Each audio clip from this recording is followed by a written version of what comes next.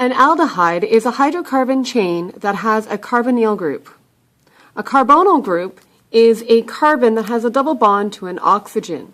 Now, what makes aldehydes interesting is that that double bonded to an oxygen always occurs at the end of a carbon chain. Aldehydes are known for the suffix -al, that some might be tempted to say anal, but it's actually pronounced -al. We will name aldehydes the exact same way we have named everything else, but this time we are going to change the suffix to indicate the carbonyl group that is present at the end. So again, we will indicate that there is something interesting going on that last carbon with the double bond to an oxygen, recognizing that it is a carbonyl group. We can put the -al at the end and simply count the longest continuous chain of carbon atoms. In this particular case, it is 1, 2, 3, 4, for getting the prefix but. This compound then is called butanol. Now, butanol is the correct way of pronouncing it, but again, some students might think it says but-anal. Not correct. However, it is a handy way of remembering that an aldehyde is always at the end. Now, when you number aldehydes, you never ever need to indicate the placement of the aldehyde since it is always at the end. For instance, here with this example, we have a double bond oxygen, so that carbonyl group is on the only carbon present, so it is an aldehyde. So again, we put -al at the end. Since it is only one carbon, it gets the prefix meth.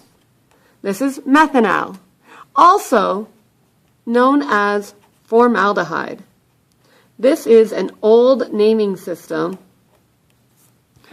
This is how the old naming system would name methanol. Now again, just like our other compounds, we can draw based on a name given to us. Hexanol, I know by looking at the -al that it has a double bond to an oxygen at the end. Hex simply means there are 6 carbons. I'm going to start counting here. You can go forwards or backwards. So 1, 2, 3, 4, 5, 6. Put in all of your hydrogens.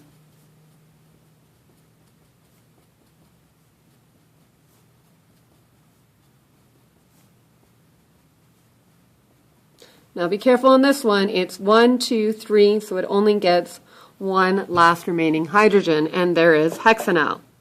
Now again, with a bigger molecule, we build it just the same way.